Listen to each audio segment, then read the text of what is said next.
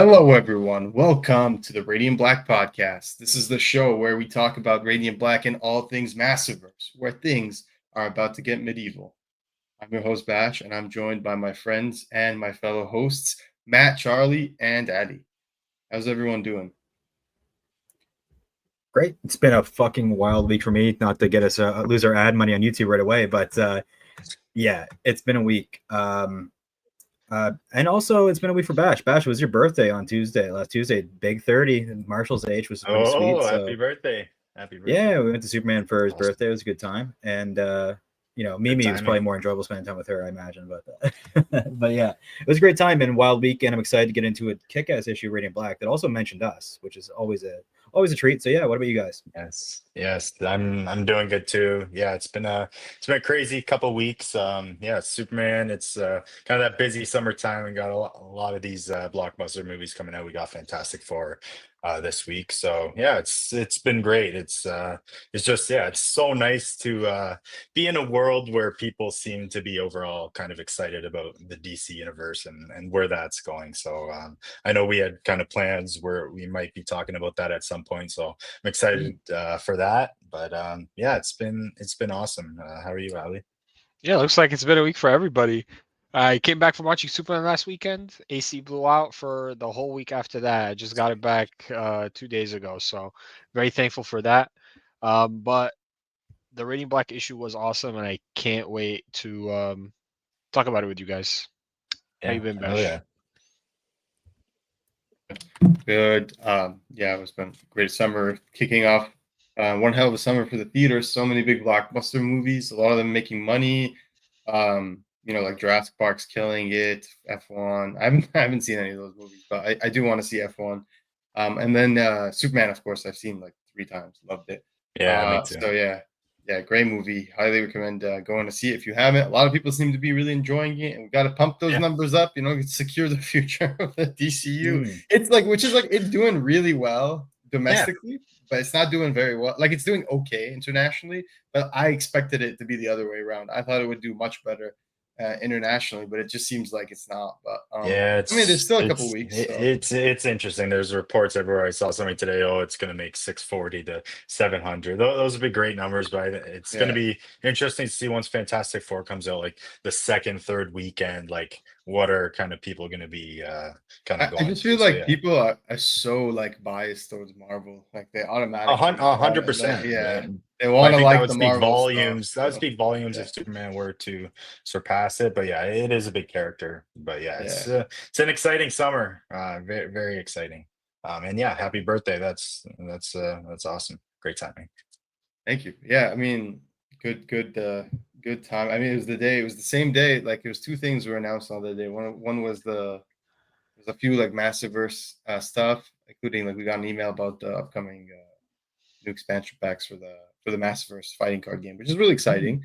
And then we got the announcement that day that not the announcement, but the Daniel Warren Johnson, the Art of Daniel Warren Johnson, the Kickstarter dropped on that day, and it's only US, so it's only like you don't ship to US. But my God, that art book is so cool. So if you like Daniel Warren Johnson, I recommend checking it out. I think it funded in like 10 minutes. They're like 5-6 times funding now. It's crazy. So they're going to be a lot of bonus add-ons and things like that.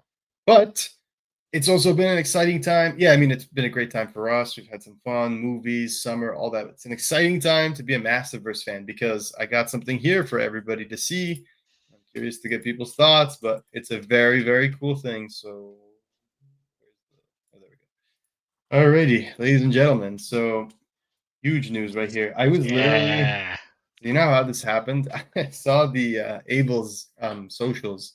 And like 10 minutes after he posted this with the Echoes of Narrative, which is like a really cool channel on Instagram that focuses on like promoting their works and the studio and all that. So they're promoting like the new Abel's new thing, which is like they showed this cover by Stefano Simeone for Rogue Sun number 30. Obviously, before Rogue Sun went on hiatus, the mini hiatus, we got news that there was going to be something big for issue 30 that we're not ready for.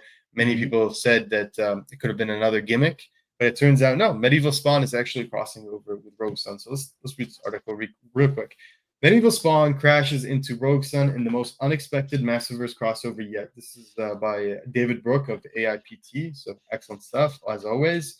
The Massiveverse is heating up with big news. Rogue Sun number 30, arriving this October from Image Comics, will spotlight none other than Todd McFarlane's Medieval Spawn in a special standalone issue by Ryan Parrott, Nick Cotton, and artist Abel.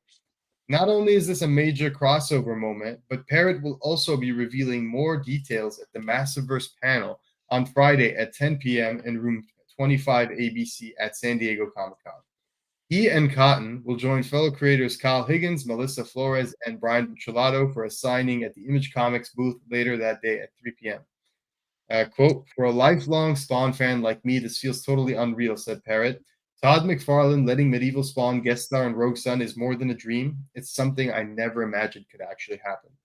Also launching in October is the Massiveverse Fighting Card Game Starter Pack, a strategic one-on-one dueling experience where players can relive the Catalyst War storyline as Radiant Black or Premier. Along with this new set, a restock of the original card game will also be available at comic shops. And I should say that we got emails about getting an advanced copy of this starter pack, which I submitted forms for. So we'll see if we actually get them. But I have seen them start to make the rounds to some of the people on the influencer program and all that. So very excited to get that. Rogue Sun number 30 hits shelves October 8th with covers by Stefano Simeone and Abel. I should say the other covers by Abel and Marcelo. While the new card game starter pack arrives October 22, both will also be available digitally and in select stores. I already know we're going to get this question. So people are going to ask, are we going to be able to get the cards through Solus website? Yes, you are going to be able to get the cards through Solus website. Save you the trouble there.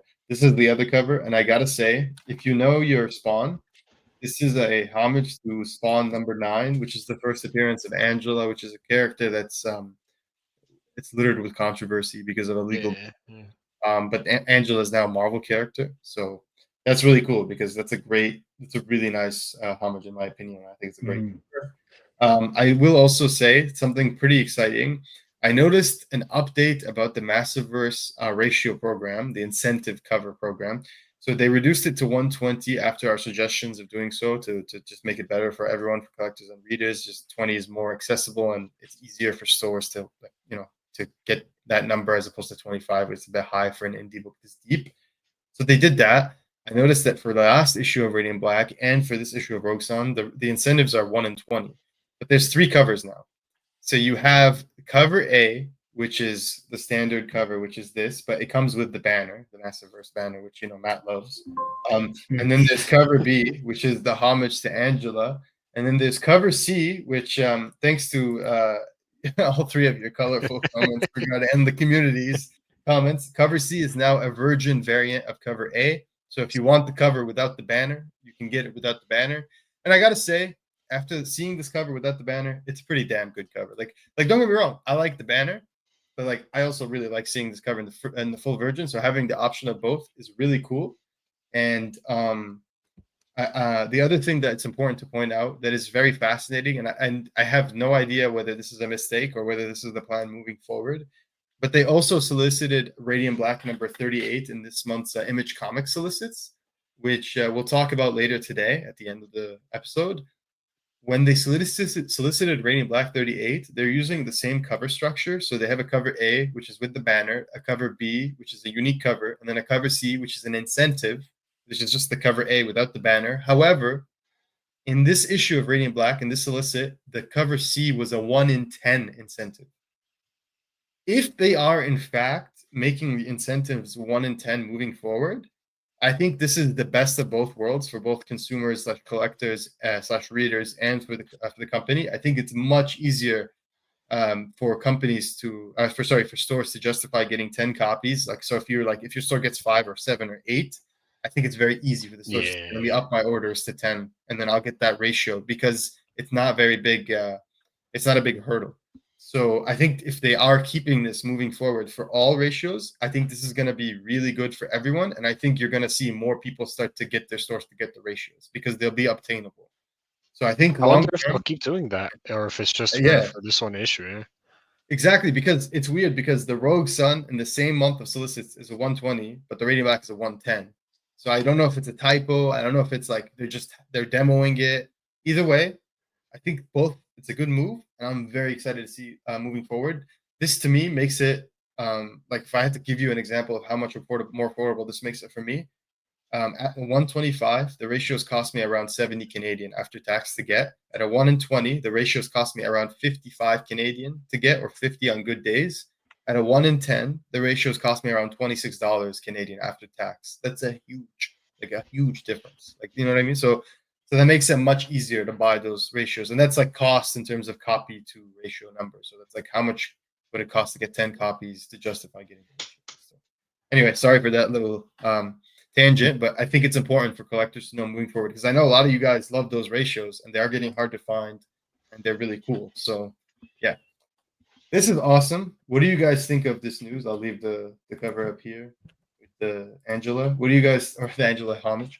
What do you guys think of this news? I gotta say, personally, I knew that they kind of like, people are saying they teased this in Supermassive. This is like wrong. Okay, like they said that Very, was a bro. one-time thing. They Right, said that right. was a one-time thing. They said it was for fun, and it was Tomasin in Valhalla. So you can't tell me they were teasing some sort of like story when it was literally just medieval spawn in Valhalla greeting Tomasin. So like, I don't think those things are mutually connected. I think they probably saw, okay, we got permission once. Maybe why not ask again if it's something worth doing? And it was Let's give pretty it a hyped shot. too. Everybody loved it Yeah. the first time it happened. It was like a page and a half, I think, of Spawn, Yep. even if even, and everybody Man, got super hyped for it. really There's some another people step that of were kind upset. of Remember? bringing, yeah, I did see that, but it's kind of like, and could be another step of bringing kind of some of these Spawn fans, getting more fans into Rogue Sun, a new book. I think a lot of people too, I saw so many people were just straight up excited for Ryan. We know how much of a fan he Yeah, is of Spawn, so I think that was my biggest takeaway. This is just kind of a dream for him, and it's, yeah, it's very exciting. I love the look. You kind of got you got the chains versus the fire here. You're gonna get some badass action. It's gonna be a great time, for sure. But yeah, overall, just super happy for Ryan that he's kind of able to do this as a full issue.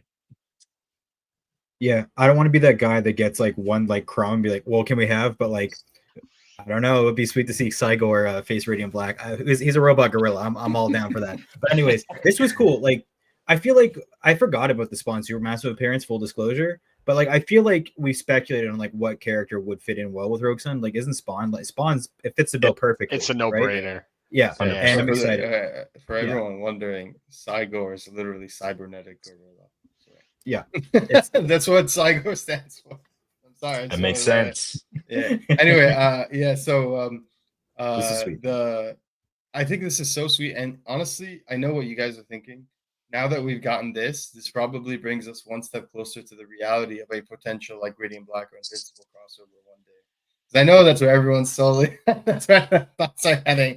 They're like, because like you know, like Spawn crossed over with Philadelphia earlier this year and last year. That's like a very random crossover, but it makes sense. Like vampires, demons, supernatural. But I think that what you guys just said is all true. Like it makes a lot of sense for something Rogue Sun. And I'm like with you guys. I'm really excited to see this. I'm super happy for Ryan. Like I'm sure he's gonna write the hell out of it. And when you read the solicit, it says that this issue is gonna take place in like the past when Rogue Sun, Night Sun, like the Caleb and his squire. They mentioned a sidekick. His squire are gonna be like encountering medieval it Spawn.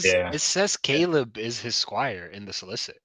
It says a Caleb young is the knight and his squire. Oh no, they're also No, in it the says hunt. like no, it's like Caleb and his squire are gonna be. Yeah, that's gonna be interesting. I think that character definitely, they're gonna lay the ground for him to be a character maybe in the future, or something kind of like Cal in a way. Maybe he did him dirty and he's coming back for revenge. Who knows? But yeah, no, yeah, super exciting and awesome covers to add to it. And yeah, not even Spawn fans like gravitate to Spawn. Like anyone gravitates to this Spawn, like just design and the character. He's just, yeah, super cool. He's iconic. Yeah, He's one of like the I indie haven't read characters. much Spawn, but I think the big problem is like there's so much continuity. Like there's so many issues of it. I don't know if I don't think you guys have gotten deep into Spawn, but yeah, still super exciting. A little bit of Spawn. Like it just, for me, it's always been like I respect Spawn, but it's mostly a story that's about the art. Like after the first, That's like fair. 40 or so issues when they got stopped getting the top writers. It became like good covers, good interior art, but the story's always a bit like more on the basic side in my opinion. But it's good. I mean, it's like lasted all these years, and the strength of the franchise is extremely impressive. The fact that like now they have 1 million spin-off titles and they all seem to be doing well. And I will stand by Todd and say that for the longest time, I'm not sure if they still are. I think they up to $3.99 now, but for the longest time, Spawn books were the cheapest on the market. They were $2.99, and they were all cardstock covers. They were the very high quality. And he held the line, DC. He held the line, and he kept it real. So, maximum respect to Todd McFarlane. I can't wait to see what they do with this. But now, let's get into what we really want to talk about. We could see that Spawn has met Morningstar before too, and Spawn could show up in the fight against Morningstar. That is on the table now, right? Like we could easily tie that lore into Spawn. That'd be sweet. Cool. Yeah. Anyway, love it. It's true. They could even connect the lore between the two titles if they wanted to. It's good to get that deep. We could, there's the greater image universe connection. And all that. But yeah, so Radiant Black 35, the main event. So we'll talk about the solicit real quick, and then we'll talk about the synopsis, the catch up. And then we'll get into this issue. So last issue ended off on a huge cliffhanger. Obviously, we got Jaeger, the motherfucker, making his move. Literally at the end of the issue, like hitting on, well, not hitting on, but I mean, kind of hitting on. Yes, that's absolutely what he was doing. I don't know if he actually like wants her or if he's just like luring her out, but either way, no, hitting on Marshall's mom. There's a whole like sense of irony to this, right? Like considering like Marshall's mom is one of those like crazy religious zealots, and she's like following those forums, and then this guy has like an entire gang of people like literally trying to like buy into his like way of thought and his like shit he spouts online and what he's doing and his actions. So I think it's ironic like all that happens, but yeah. So let's talk about solicit. So Jaeger strikes at the heart of Radiant Black. Can Marshall defend himself against an enemy who knows all his tricks, or is a bold new era of Radiant Black over before it's even begun? That's pretty cool. So yeah, as Chicago rebuilds, Marshall has attempted to step up to be the best Radiant Black he can be, but a terrifying new threat targeting refugees from the alternate timeline lurks in the shadows. So as we pick up from the last issue right away, literally we pick up from the same scene we ended at. So we're still at the pool or at the gym or whatever it is in Lockport, Illinois, where Mrs. Burnett and Marshall's mom are both there kind of having a swim day, a fun day, and they encounter this old hunk of a dude who's former EOD, so former military, and obviously it turns out this is Jaeger. We already know that Marshall is freaking out, and he knows about this, and he's on his way because last issue he was in the middle of the phone, and that's why Mrs. Burnett told him, there's a man, and I think she met someone, and he's cute, blah blah blah. So, and she called dibs. The second page here, you see Marshall as Radiant Black blowing through the gym wall, like literally, there's a freaking crater in the wall. There's a hole in the wall, and now there's he pushes off his gravity, kind of pushes off all the power to the side, the water to the sides, and he flies and just grabs Jaeger. So I think this is one of the most striking images of the whole series, and I want to talk about real quick. Sorry, I forgot to mention the creative team. So we got creative team writers Kyle Higgins and Joe Clark, artists Eduardo Ferrigato and Marcelo Costa, with colors by Rod Fernandez and letters by Becca Carey. And I think this is Eduardo's last issue for the time being. So too, the next issue we're getting Stefano, and then after that we're getting Marcelo Costa back on interior art, which is bittersweet. Like we said, we love Marcelo, we can't wait for that, but we also love Eduardo, and we hope he returns at some point in the future. I did see him like drawing. He posts on his Instagram drawing like stuff of other things, some noir-looking artwork. I don't know if that's just him drawing for fun or for another book, but if it's for other books, I can't wait to see what he's doing. But yeah, what do you guys think of this page and this whole sequence? Yeah, it's a little like biblical almost, right? Like splitting Moses. Yeah. Big month for Moses metaphors in comics and movies.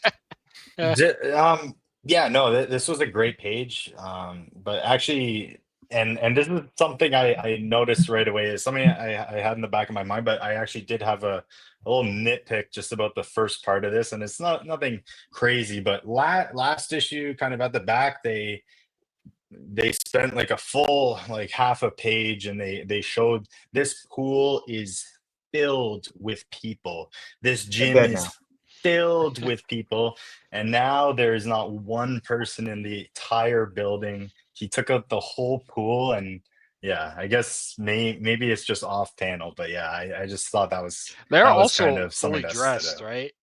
So I just Yeah, assume like the pool, maybe the pool is closing or whatever. Yeah, that that's could it. be. They're the Yeah. last people there. Yeah, okay, I'll take that. Yeah, Yeah, he has I'll this. take He that. has those I just thought that pants was kind of on. He's packing sure. his Okay, they're bag. ready to go. Yeah, They're the last yeah. people there. Okay, I'll I'm take typing a that. letter But for Michael right now though to ask why that happened. yeah, I know. Well, Maybe they're just devil's advocate. Hashtag Maybe super shit, right? maybe the monkey. I've got the monkeys on the brain now after the friggin' the typer. Maybe Janet and Jaeger and Marshall's mom or Nathan's mom were just like the people that linger at the pool. I'm like, all right, it's almost closing, but I'm getting my full 5 minutes here. I pay for membership. I'm not getting anything. okay, all right. That's That's the canon. possibility. That's canon for me now.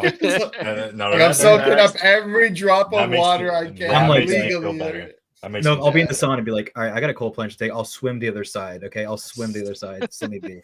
Yeah, no, I the do reflection, love like the reflection too, like on the helmet was badass. They've been doing some cool stuff with the reflections lately. Eduardo's been nailing that. But yeah, no, it's cool seeing Roger Neff. This issue, like this is the Roger Neff issue. Like we learn the most, and kind of something else. Like we learn a lot, but I feel like it's kind of stuff we already knew, which was something. But yeah, and I did want to shout out to I saw Joe Clark tweet out, and he was watching like this old movie from the 30s, and yeah I was gonna say. he borrowed the name Roger Neff from that movie. Joe Clark is or like the just Neff. coolest person, man. He's the Yeah, coolest no, person ever. I swear to God, so I'm not even funny. kidding. No joke. And you know what the funny thing is? First of all, I just want to say this page, like this is the third page where Radiant Black is in the process of launching himself into like Roger, and Roger has the knife out. First of all, can we get like Roger's like workout program, Joe? Like that upper body's insane. Like, man, look at those like traps. Look at that fucking obliques, bro. Like insane. Yeah.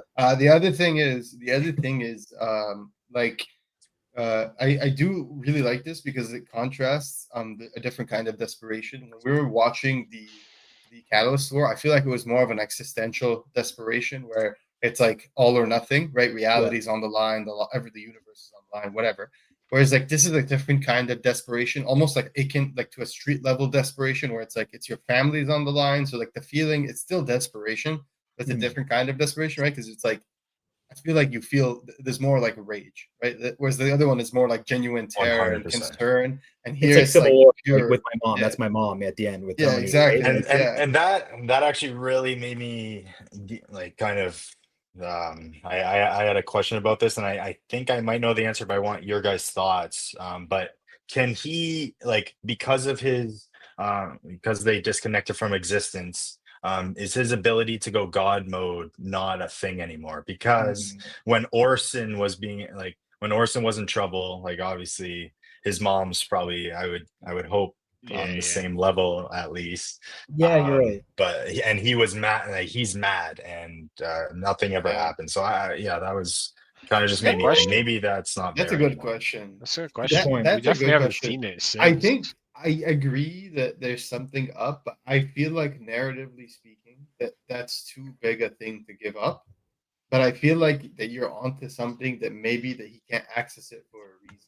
Like maybe they have to find a new way to like tap into that power sure. now. Okay. Or you know what I mean? Like or maybe it's Marshall, like character growth, trying not to let his anger lead his actions. yeah, that's true. Okay. Yeah, that's Oh, true. That's he doesn't want to Because tap he's into the aware. dark side. Yeah, Okay. yeah. He wants to, Yeah, no, like that literally. I like that. Yeah. I like that. He's trying to restrain He his knows where to- his emotions. This could show growth in him too. Is he is mad, but maybe he's showing That's a a good little point. growth in that It's way. probably also like like to go on that. It's like a PR thing. Like if he's building good rapport with the city of Chicago, and it's like think about Toby when he was wearing the black suit. People are gonna be like, "What the fuck?"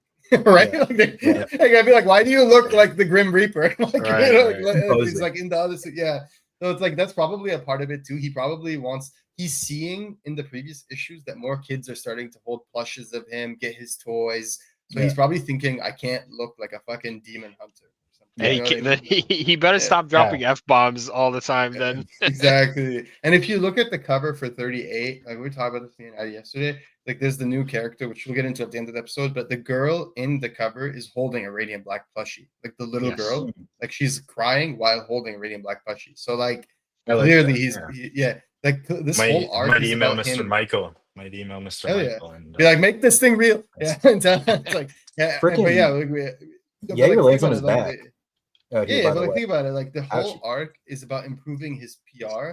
So Yeah. and then like because like the counterplay is that like supposedly the postal office is now coming up with their own state-sponsored hero. So like I actually can see that being the reason. Like, he wants to restrain his emotions and he wants to make sure that he's controlling his public image because he doesn't want Yeah. people to think of him as anything but someone who cares and is a hero and reliable and blah blah blah. Yeah. So yeah, I like that. yeah, I like that. yeah. I also love this fight because it's batshit crazy. Like the thing is, like in a normal comic, I mean, that's not the way I want to structure this. In conventional comics or like back in the day, right?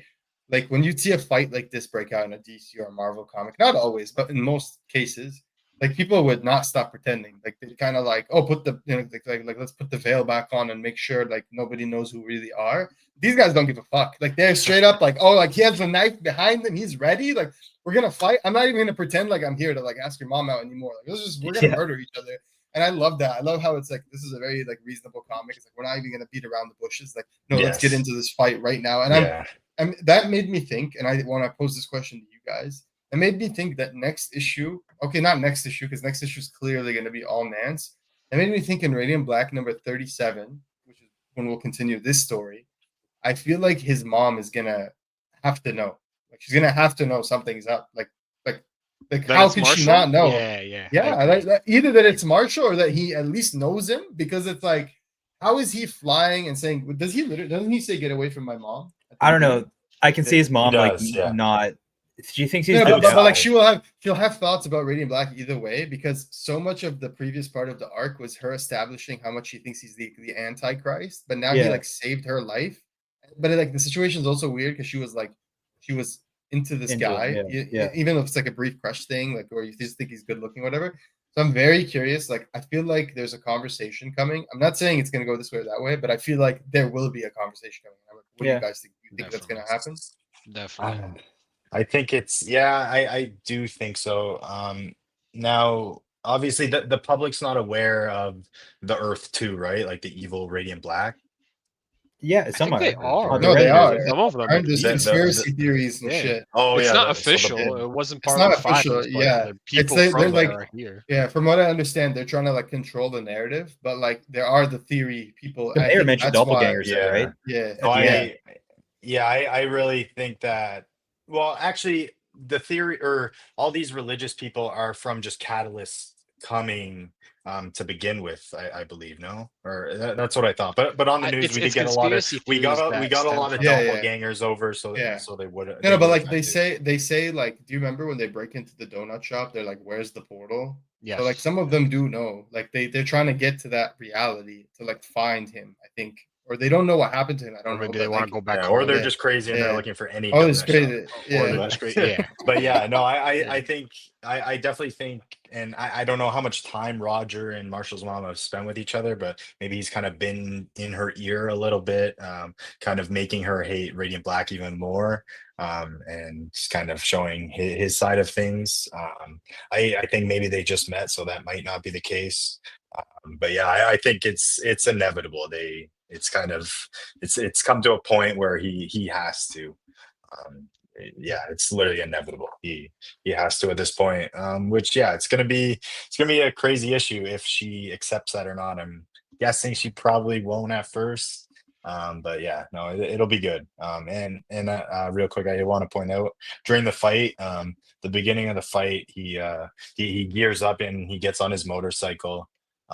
And right before he does his bomb trick that he always does, he puts on brass knuckles, which look cool, but like this guy never throws a punch, so maybe it's just in case, but like this guy's knives, he has bombs, like he's not throwing a punch, so he has them just in case. So I thought that was kind of funny. That is pretty cool. Man, very Batman. This was a Red Hood. This was a badass. Right? This was cool. It was nice seeing Eva drop into Eva kind of just dropped into ready to help.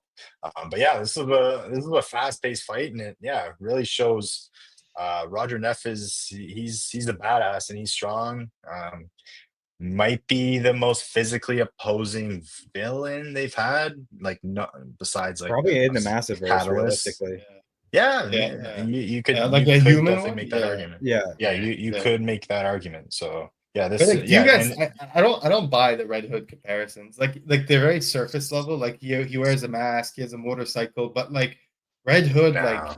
Doesn't really use guns though. Red Hood wants to kill people, and specifically because he's have a more utilitarian approach, right? To like to crime. He's just like gotta end these guys so they don't like kill more lives or whatever every day. Like if you killed the Joker, like be like this. But like this guy is not trying to like be a vigilante. And that's not in the same way. Guy. We learn his motivations in this issue. He just wants to kill Radiant Black. Selfish.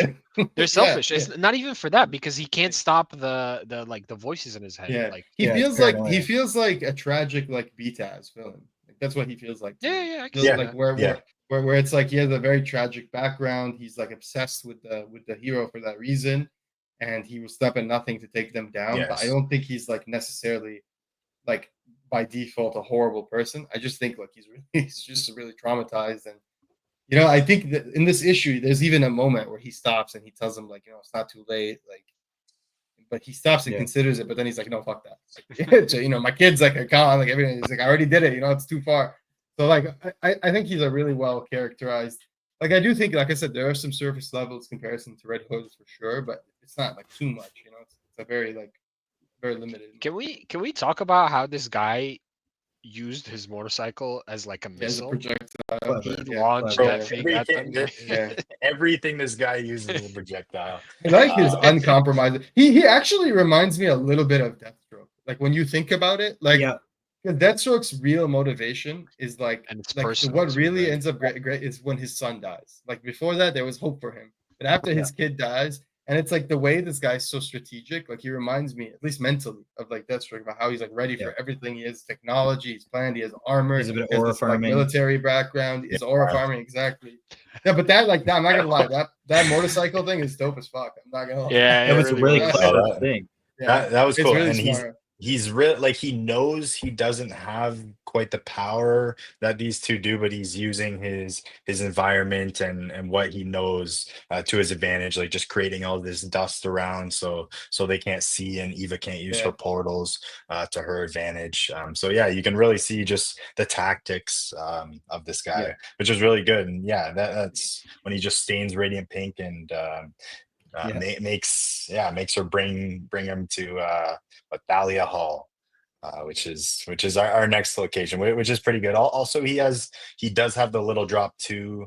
I think Marshall's mom was talking to him, and she said, "Oh, he's got a buddy over on the 9th Street spot," and he says, "Oh, I've got buddies all over the place." So yeah, this guy has a whole squad. I know personally, I wasn't sure if he was kind of alone or kind of had a bunch of people.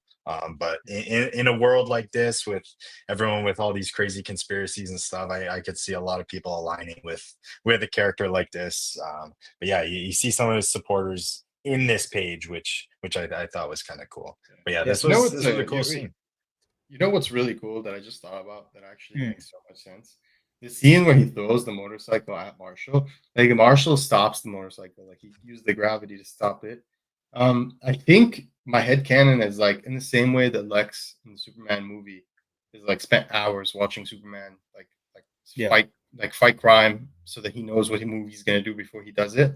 I think Roger, when we look at the previous issues, he spent so much time watching Radiant Black and knowing how he's gonna fight that I think he knew exactly in that moment that Radiant Black is gonna reduce like the property damage and civilian collateral damage by like trying to stop it instead of moving out of its way. So he knew that it would be like a projectile he could use, because and like a hero that's more utilitarian would just literally fly out of the way, right? Like, but like he knew. So like me in my head, I'm like, all this motherfucker is sitting there watching him fight a million times, and now he knows like he got him here. So I think that's really cool, man. Like that's a little bit of headcanon where I'm like, that's how I'm gonna interpret it. I like that. This dude like sits there and watches him, and he's like, I know what you're gonna do. Well, I met this plan. I definitely see that. Yeah. Yeah. Yeah, for But sure. yeah, the going to the Thalia Hall is really cool. I thought that was a really cool area. I thought it was like it reminded me. It kind of had me like PTSD. It reminded me of the scene in Catalyst War where Nathan dies in the timeline because it's like they went somewhere and then they were all ready for them. They were all just like surrounding them. Trap. And here was the same thing. I was like, how are they going to get out of this? Yeah.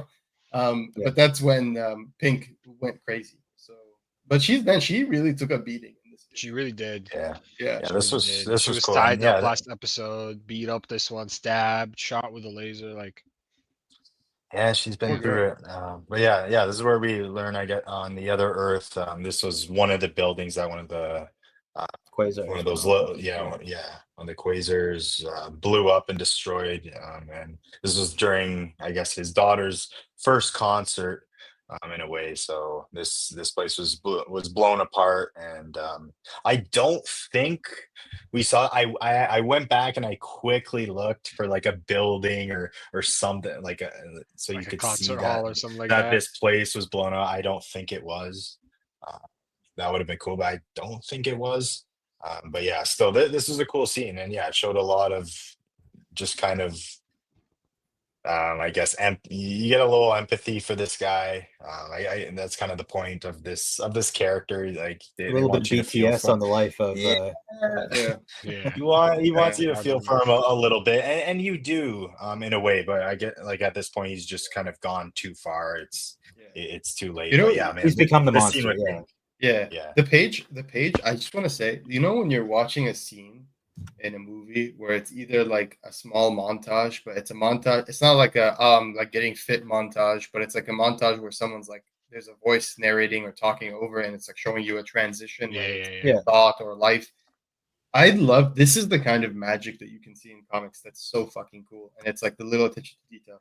So in the page where Pink gets shot, the zap like in the midair, a really cool visual. The next page, he's doing like a similar kind of a montage idea where he's kind of explaining his plan and how he's glad he stayed. And the letter bubbles are now connecting the panels. So it's Yes. actually transitioning you through it. It's a very smooth transition. So like it feels as if this whole sequence is one sequence, even though it's going through like multiple, like it's like basically an exposition dump in like a light minor way. But I think that's so cool. Like you can see Becca uses the bubbles to connect all the panels so that there's a smooth transition, like it's like flowing perfectly. That's amazing. That's the kind of like that's the level of thought that goes into this that makes it feel even more special than it is, and it has like a very good. It's just so effective. It's Yeah, so but they simple, but didn't. it's so They didn't effective. have the K-pop concert in their like masterful Catalyst War event, though. So it's all for nothing. No, you're right.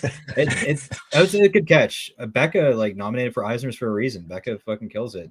It's a killer team. Like Kyle called his shot. Everybody on this book is like impressive, and since Radiant Black started, their stock has only gone up. Yeah, I love like the where he's getting like there's a lot of blur effect or motion blur in this issue where they're using it to convey the disruption in the technology. So if they're using 001 technology to disrupt the connection to the radiant or whatever things like that, so you can see the blurring around the armor and like the fading of the colors, which I think is amazing. But I love here, like in that kick to the face, in that same page we're talking about, where he kicks into the face, you can see the motion blur. It adds that like impact to it. You know what I Yeah. mean?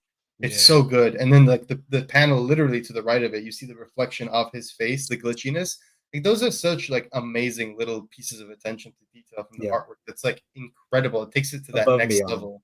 Yeah. Yeah, it's like it's what makes something like Avatar. Like when you're watching Avatar and you look at the attention the movie that they put into it, it's like those little details take it to that next Yeah. like unparalleled level, right?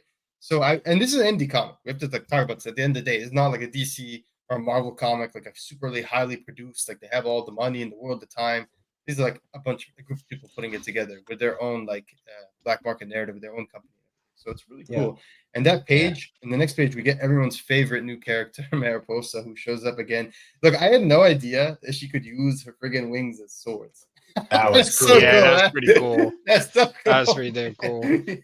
No, that definitely shot her up a couple tiers for me. And it Yeah. was cool just seeing her coming back and seeing all these factions like not evil. Like I think front like pretty much all we've seen in this world is people getting the technology and using it for bad.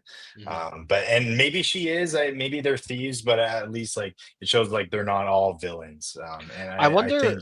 think yeah, that's kind of a cool side to explore. But yeah, the I, swords are dope. I wonder if they have any relation to Radiant Yellow, just because like their gang is very yellow themed. All their Could powers are That could be what we're getting into next week. That could be a really good maybe, call. yeah, maybe. That'd be really interesting, honestly. That would 'Cause- be. That would be. Yeah. Make these Yeah, so, characters like- definitely that much more important to the story. Because yeah, I do dig her. And yeah, it looks like Marshall's got a crush on her. Like Yeah. always. Marshall's flirting is so blatant. It makes me seem like he's justified. Jesus Christ. Hopefully, I hope things work out. It's a comic. I know things never stay steady, but like, let's get Marshall a girlfriend. He's been through so much. Like, I love like the guy blows up the floor. He has like a contingency plan, and Marshall's first instinct is Mariposa. Like, bro, she's literally like, I've got wings, I'm fine. Like, bro, you just met me. You give a shit more about me falling than like yourself. Like, I love that. I got wings, I'm like, fine. He goes, you can say that again. Like, Jesus Christ, man. Wait, there's They already called her super hot the page I know. before too. I know. Yeah. Women Yeah, love he that. He says, was "Why good. don't I ever get a sword?" That's funny. That's actually like a funny Massiveverse joke because like pretty much everyone else has a sword at this point. I hope he uses the sword at some point, or use those like Franklin group weapons at some point, like on the back. You guys see A gravity sword would be sick. Something can. Yeah, gravity Gravity sword. sword Like, I'm saying, is so just sick. You can just imagine have two like a floating gravity around, sword, like an energy sword, but coming out of his arms, like both of Yeah. them. You know what I mean? Like that would be sick. Like Or yeah. you could use, Or like, just like flames. one, like who's that guy in Mortal Kombat who just has the sword that floats beside him and he can Baraka. just control it? You know what I mean? Floating? Yeah. Oh my but god, we gotta give him. Kenshi, We gotta Kenshi. make him Yondu with a sword. Yeah. You got Kenshi, but you got like 3 or 4 of those things, and Yeah, it's I'm down. no that'd be cool. But yeah, it was cool seeing Mariposa and Jaeger fighting. Like I really just love these all these factions clashing, and yeah, just seeing and yeah, just to end all the tension with the knife, like he floats the knife up to Roger's neck, and it kind of just puts everything to a standstill. I thought that was super cool. That's kind of when I was thinking of all the possibilities could be with this gravity sword kind of thing. But yeah, this was. I don't know. I want to hear your guys' thoughts about this reveal first. He does reveal he is this Roger Neff, or he's the other Earth's Roger Neff. Yeah. But yeah, what did you guys think of that? I mean, It was we kinda- knew from last issue, Yeah. but I do think it's big in terms of character development for both of them because I think this is the moment where you see that Marshall has grown as a person. He's literally learned from a lot of the mistakes that he's had from before the Catalyst War and during the Catalyst War.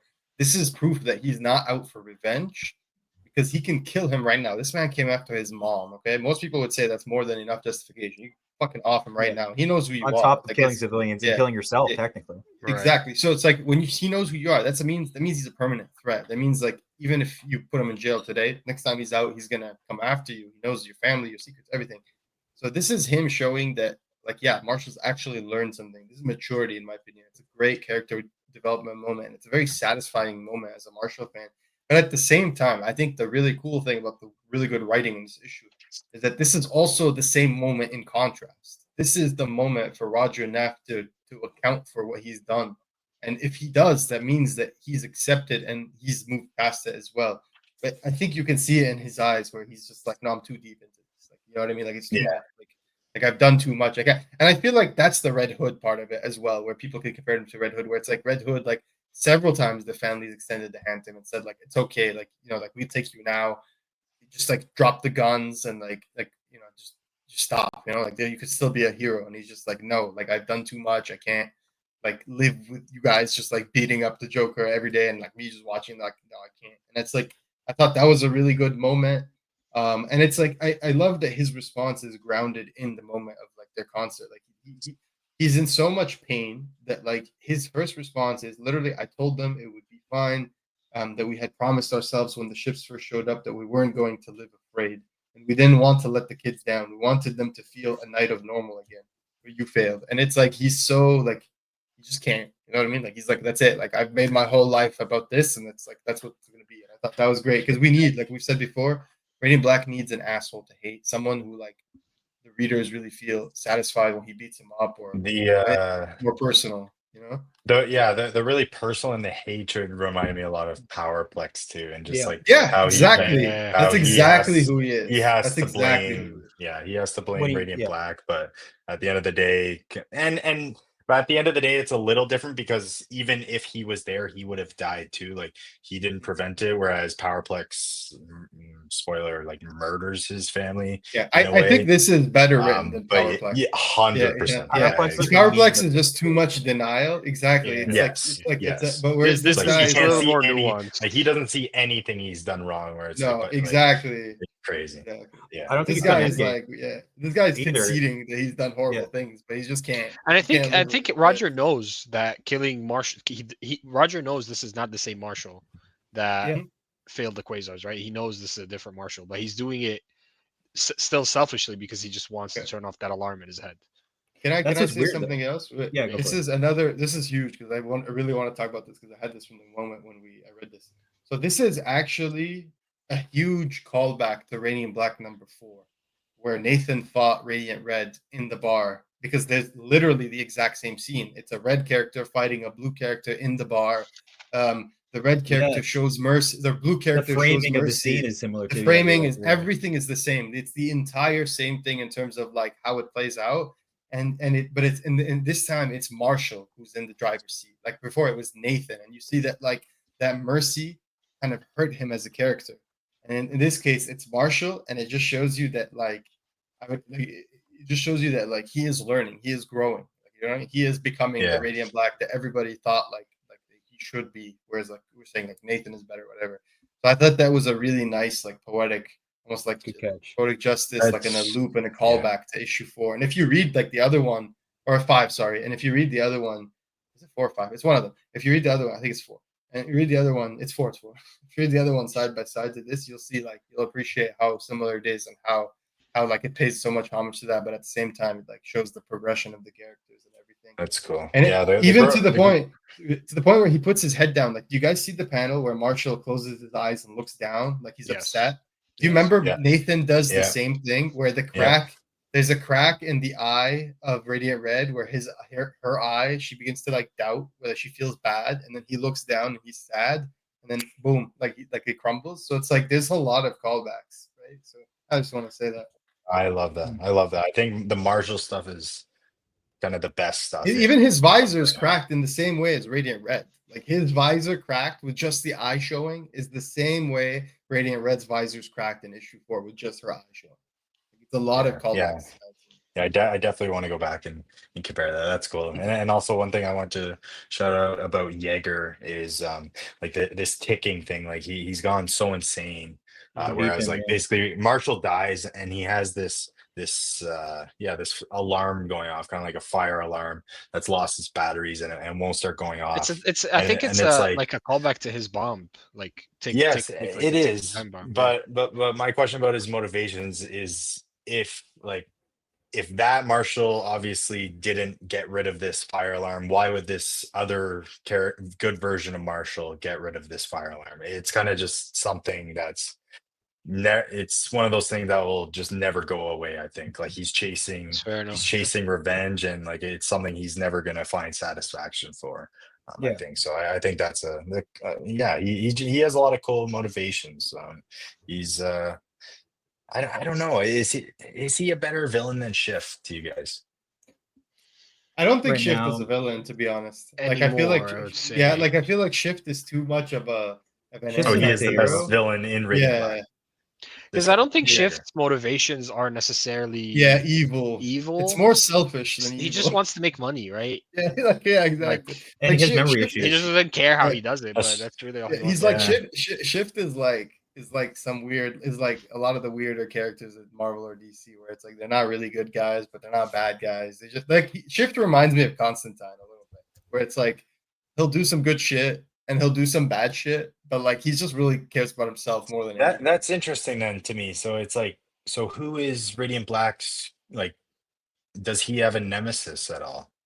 If you're saying who's the best villain, Yeah, like does Are he you have a saying nemesis? best villain or main? I would say Premier so far because the story is the most satisfying, but it's like recurring villain. I'd probably say right now it's what's his name? It's Jaeger because he's this arc has been so good, and he's clearly gonna come back, right? Like, but that's one of the things that we said like in the past, how like Radiant Black needs more recurring villains. Yeah, Like that's like just interesting to yeah, me that I think we like we kind it of had takes that in the 35 beginning, though, issues to right? get like Mm. a real villain is yeah, kind of interesting to me. Like that's an interesting point.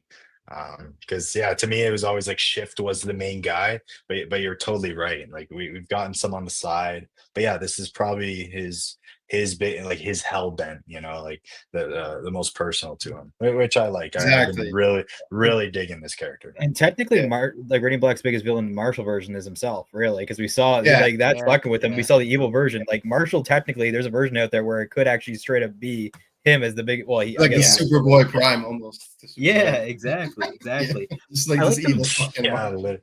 Yeah, the Yeah. Mariposa element. There could be like the Catwoman Batman upside, where like she's doing crimes on the side, but they're like, "Ooh, you're kind of evil, but or you're doing bad stuff, and I have this code, but we have this chemistry that's super palpable or whatever." So I don't know. And I I'm think just even glad like she's not cat themed.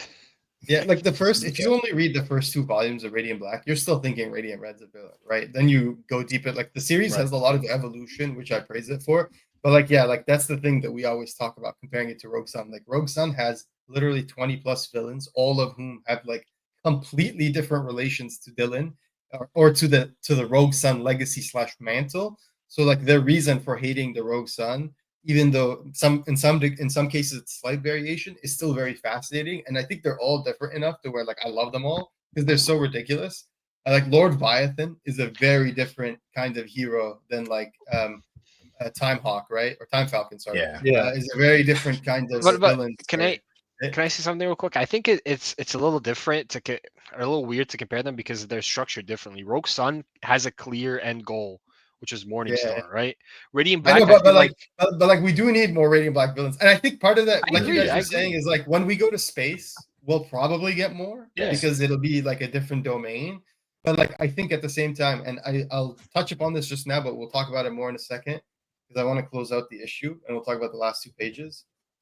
They are teasing the state-sponsored hero, which we have a name for, and we'll talk about at the end of the issue. So that's clearly going to be a villain in Yes. the sense that he's an antagonist. So Yes, like yes. a recurring antagonist. The U.S. agent kind of deal. Yeah, yeah. Yes. Exactly. So like I think that's what more of what we're asking for, and I'm very curious how that's going to play Yes. out.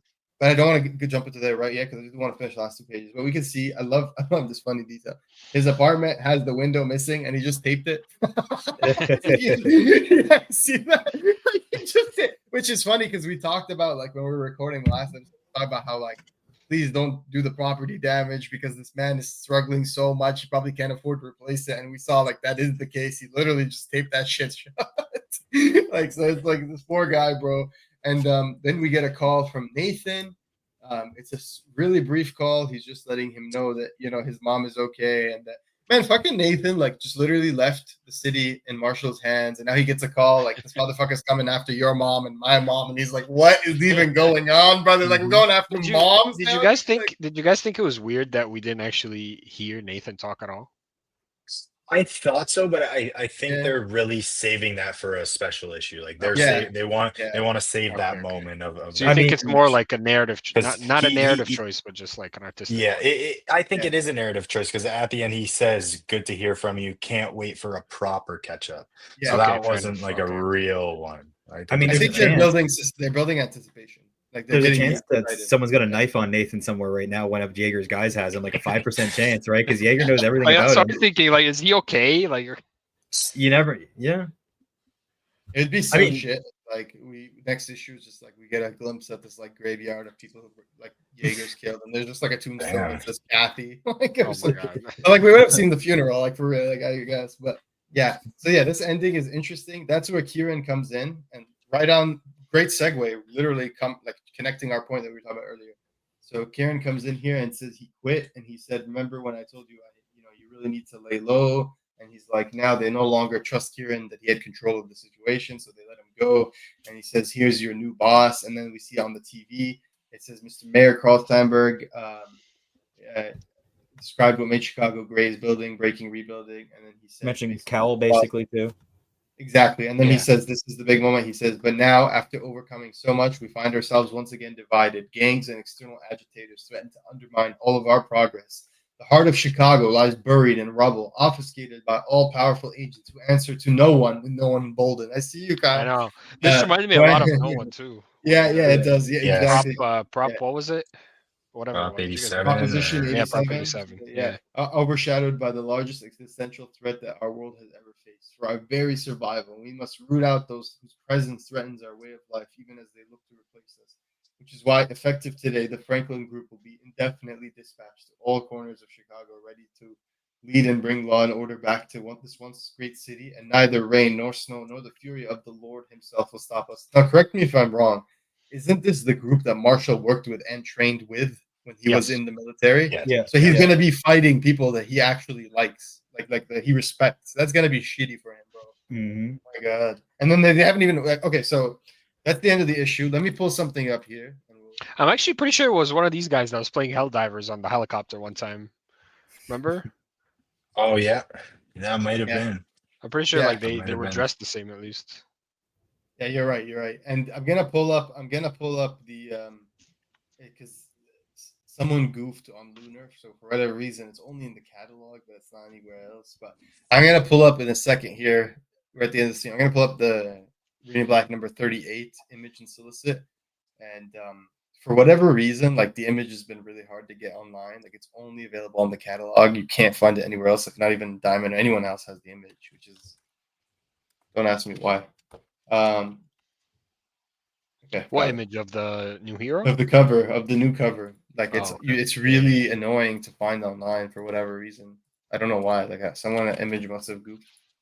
Okay, so this is the Image catalog. Here you can see Radiant Black number 37. So there's our new hero. He has like a very like a mix of like Nova and Yeah. like Doppler. Looks a little bit like earrings, Electro. Dopplers. Yeah, Yeah. interesting. Yeah. Cool. Love the helmet. Love the design. And you can see there, that's the girl holding the little Radiant Black plush. And here's this. This is what the solicit reads: Chicago needs a hero. There are gangs on the streets and superpowers in the suburbs, and anyone you meet could be a secret double from a parallel world. That's interesting. Chicago needs a hero, and Jack Marlowe is going to give them one. So Okay. very That makes me excited. wonder if Jaeger became public. Like saying anyone you meet could be a secret double from a parallel world. If like the public knows about Jaeger and that he killed himself in his doppelganger in this world Yeah. or whatever. It's possible. That's really interesting. Yeah. Yeah. Because like the Wow. refugees too, like what's the story for them? Like the refugees, we know they're from another timeline. What's their status? Like, are they just like unhoused right now? Like, what's going on? Like, you'd have to know, and people would Right. talk and recognize, like, hey, two people, and then that story gets like, what the, Right. So there's a few ways that could get out. So who knows? Yeah. It looks like he has gravity powers as well. Here you go, Matt. You see this, Matt? Yeah, it does. It does. What? The banner list. It's the banner list. Is it just for you? Oh, I prefer my comics with my covers with experience. Thank you. No, Virgin School. No, Yeah. love that. hey, I'm you can glad. see it 110 right here. It says 110.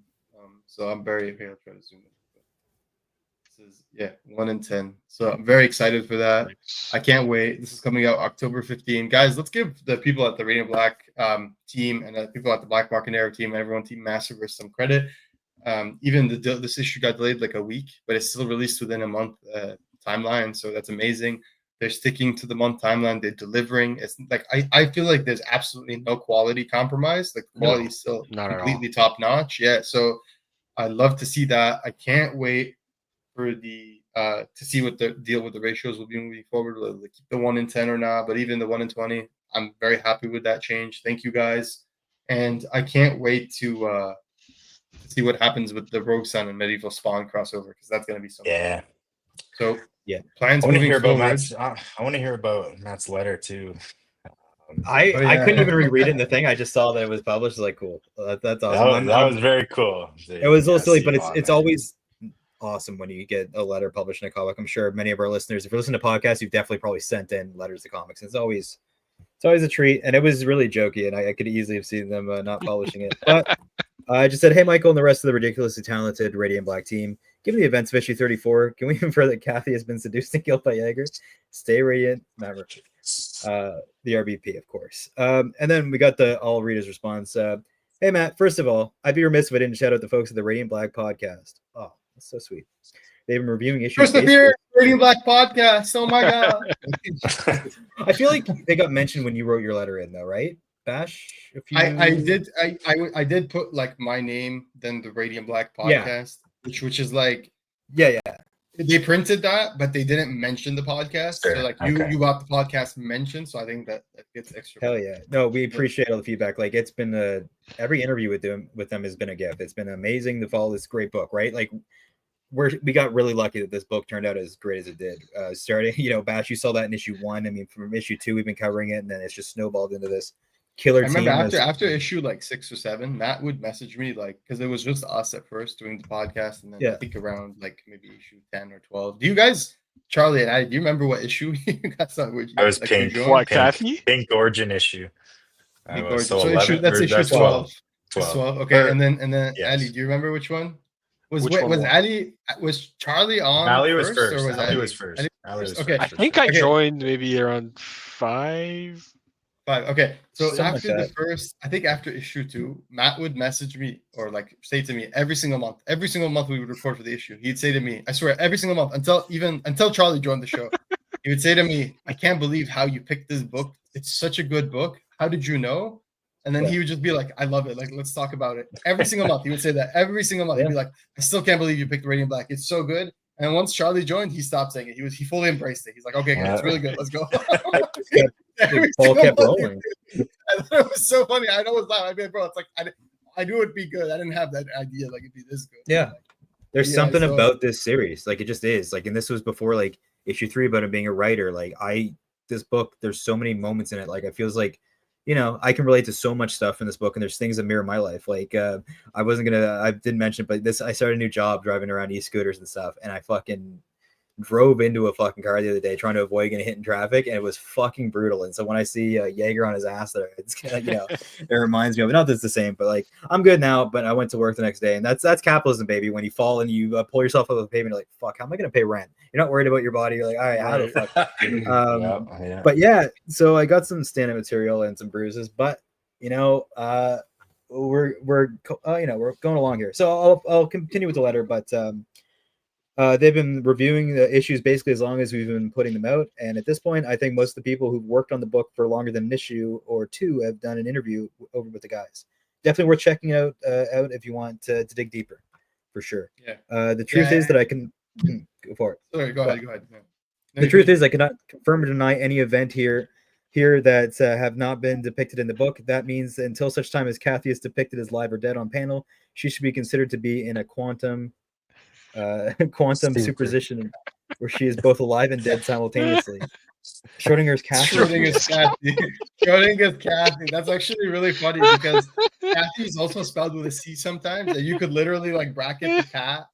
Oh my god, yes. Michael, you're a funny dude, man. I gotta give it to you, man. Basuto's fucking hilarious. Like legitimately, if you wanted to do stand or any form, he does do comedy. These letters is basically him riffing, and he's hilarious every fucking time. When are we gonna get Marshall School of Business issued by Basuto? Like I'm surprised. I'm genuine. Like I'm not even saying that to be funny. I'm genuinely surprised we haven't gotten Michael to do at least one of those. It feels like he would kill it. Maybe he doesn't want more work on Michael's plate. That's fair. Yeah, that's true. That's true. Yeah. I really genuinely mean this. I truly can't even imagine the circumstances that would cause us to have Kathy, who, I'll remind you, those of you who have a normal relationship to the incredibly minor side characters of the series, is Nathan's godmother, is returned to the page of Radiant Black. At this point, I think it is entirely possible we could do this book for 30 more years and not ever see her again. Somehow I suspect this will not dull your enthusiasm. That was just, that was a great answer. Yeah, that was unnecessary. That was 30 the best years. answer What issue will we get? 30 years from now, right? Year 2036. So it's like 30 times 12. You could say 10 times 30. That'd be like 10, 300 issues in minimum. Right. Yeah, That'll be that's not bad. We'd be around 330. Like that's a. Yeah, we can wait. Kathy gets back from her time with the Flaxons with advanced technology for everybody. And, you know what's crazy is that if Radiant Black literally was being published for another 30 years, right? Where it's like, because it's like 10 issues a year, right? Kyle's 65 or like 30. 68. No, Kyle would be 70s. No, but here's the crazy part. So they could literally do that for 30 more years, and they still would not be caught up to Spawn if it stopped right now. Isn't that crazy? Yeah, that's Yeah, wild. that was Spawn's crazy. past. Spawn's past 350. I'm pretty sure That's Spawn's in the crazy. like 360s right Yeah. now. So, isn't that crazy? That's insane. I just thought that's insane, man. That's like respect to Todd, man. That's Yeah. insane. Yeah. So yeah, like amazing issue. That was, Honestly. that was great. Yeah, great issue, every- great letter, great response. I'm all in on this. Like this Yeah. arc, it's really dialed up in the last 2 issues, especially. I mean, like, all right, let's fuck. 100%. I'm all in on the absolute amazing 100%. state of the Massiveverse, and I can't wait for us to check out this ultimate universe. You don't know what I did there. I'm sorry. Like it's a funny inside joke. But yeah. So the last piece of news we'll say is keep an eye out for San Diego Comic-Con, which is this upcoming weekend. It's July 20, the day of recording. This probably drop this either tonight or early tomorrow. So keep an eye out for San Diego Comic-Con because there is going to be a Massiveverse panel. If you're going, there is going to be a Massiveverse signing panel, group booth, whatever they're calling it. So go there, say hi to everybody, get some cool merch, show us what you got, tag us, all that good stuff. Someone tagged us the other day. They got like a few ratios. I forget who it was. Sorry, a few incentives of the Radiant Black, and they were like so happy, and they got it for like a song, and I was like, man, I'm so happy for you. Like it's awesome. Nice. So yeah, it's always cool when people tag us and show us some of the cool things, or anything in general. And then in terms of, I saw something on Reddit. Someone was asking, they were like, why aren't there more channels or things talking about Radiant Black? And people were like, oh yeah, there really isn't anything. What? Okay. No newsletter for you guys. For those of you specifically that said there isn't anything. Okay. I'm just kidding. But no, there is tell people about the Radiant Black podcast. We talk about so much. We want to do more things. It's just been a busy summer for everyone, but we are going to come back really strong very soon. I promise you. Yeah. That. I'm still working on the newsletter. Like I said, it's going to come when it comes. It's going to be worth the wait.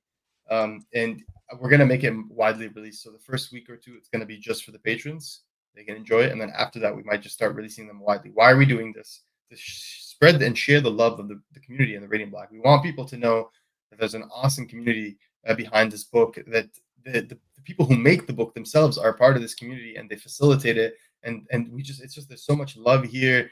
And that this amazing book that some people just might not know about. So we can keep the book going as long as possible and just, just continue to make Radiant Black bigger in every single sense. Sure. So yeah, let your friends know, let everybody know. And then ways that you can help this podcast is I'll pull up our amazing patrons here. So yeah, I got here's our patrons. Retweet it. A big way to help is cast it to your friends' speakers when they think you're not close by, and then boom, then they're listening. They don't know. Yeah. So yeah, no, I am Patrick. These are the MVPs. These are the MVPs of the Radiant Black podcast right here. So we appreciate everyone, but especially the first 4 people, just because they've been with us since the literal very beginning, like literally, like years. So thank you so much to you guys. We have so much coming up for 2025. It means the world. It does. And we have so much coming up. Like seriously, we've been struggling the past 2 weeks. Let you guys in a little bit behind the scenes because StreamYard just did like a huge increase in their prices, huge, to the point where I've heard other people with way bigger channels than us, way bigger doubled, channels. pretty much doubled. Yeah, doubled, literally insane cost. And I heard huge channels, people that are way bigger channels than us. They have like 20,000, 50,000 subscribers. They're saying they're going through the same thing where they have to replace the platform because the cost is so much higher. It's bullshit. Yeah. So behind the cute little duck is a quack making the prices. I'll tell you that much. But it's ridiculous. What happened is I think they got bought out by competition. Yeah. And they increased the prices. So it's the classic like tech company thing. So I don't know if it's like their fault specifically. How do we increase profits? I know. Let's fuck over everybody and double the price of everything. It's like, oh, they're probably their competitor's is hoping for that kind of maneuver, and there's gonna be a StreamYard competitor that probably pops off after this. Exactly. The cost went up from $28 a month US to $45 a month US. It's a lot, but it's just like it's an unreasonable. There's no changes in service. Everything is the same. It's just almost a double. Yep. It's like we're gonna have to find something else. They should have done a gradual every year, but no, there's like no, boom, we're doing like that. Yeah. So we'll be on the lookout. If anyone has a suggestion, I know a lot of our friends of the show are podcasters, and I know like we've got Dan. I know we've got Joe, for example. I know we've got Chris. There's so many friends of the show who are they've been podcasting for ages. So if you guys have any suggestions or you've gone through this and you have some advice, please connect with us and help us out. Let us know if any piece of advice you might have to help us find a new platform. Sure. We are looking into it. Like we've been doing Yeah. some research, but we haven't found anything that's as good in terms of the same bang for buck as Yeah. StreamYard was. So there's that. And then, of course, thank you again to our patrons, including Cameron, Eric, Jordan, Joe J, Patrick, Noah. Love you Yeah. guys. And yes, we are still getting Jordan on the show very soon. As you see, this episode was a little bit late, so we're just a little bit behind. What the plan is we're going to do a special Patreon episode that's a Superman movie review sometime this week. We're very excited to do that because we all love the movie. yeah. I think all of us have seen it multiple times. Maybe not Harry, Yeah. but everyone I'm else has seen it. Probably gonna see it a third time. Yeah, in IMAX. Yeah. Like, yeah. Yeah, it's so good. Yeah, so yeah, we're very excited to talk about that. Keep an eye out for that. And then a week after we drop that on Patreon, we're going to make that publicly available on the YouTube and Podbean Yeah. for everybody if anyone's interested. And then after we record it this week, we're going to connect with Just Cause, our friend, the cosplayer, and we're going to connect who you've seen him. We've talked about him in the last episode, and we're going to connect with our friend Jordan, and we're going to get them both separately on an episode. It's going to be one big episode with two different chats. We're going to talk about Radiant Black, have a fun discussion, all that stuff. So look out for that. We're so excited to do that. We've been trying to do it for a long time, just a bit of a schedule mess on our end. So is that let me get Eddie back in here. So yeah, that's pretty. I think that covers everything. One last thing is if you want to continue to support the show and you don't want to do a Patreon, although we love our patrons, you could just literally drop a review on any podcast aggregator, a good review on any podcast aggregator. Any podcast aggregator that you use. It really helps. That's the best way to help get the show out there. Boost visibility for us. So much. It helps like those platforms like have like recommended channels for like people who listen to these type of things and everything. It helps in ways you don't even know. So please do that if you can. And I think that's it. Yeah, that's pretty much it. So we'll be on again very soon for the next issue of Radiant Black, which is pretty much a month from now, and we'll probably do a short episode, very short episode. Probably this is when we get with Jordan and Just Cause. We'll talk about the SDC announcements with them. Yeah. So that'll probably be what we do that day. So yeah. And I think I don't want to hold him to it. But I think he said that he's gonna come in cosplay to the episode. I'm just saying. I don't know if a Hawaiian shirt and a helmet. Yeah, we'll take it. Love it. Hell yeah. All right, everybody. Thanks so much for joining us today. It's been such a blast. We'll see you next time, everybody. Stay radiant.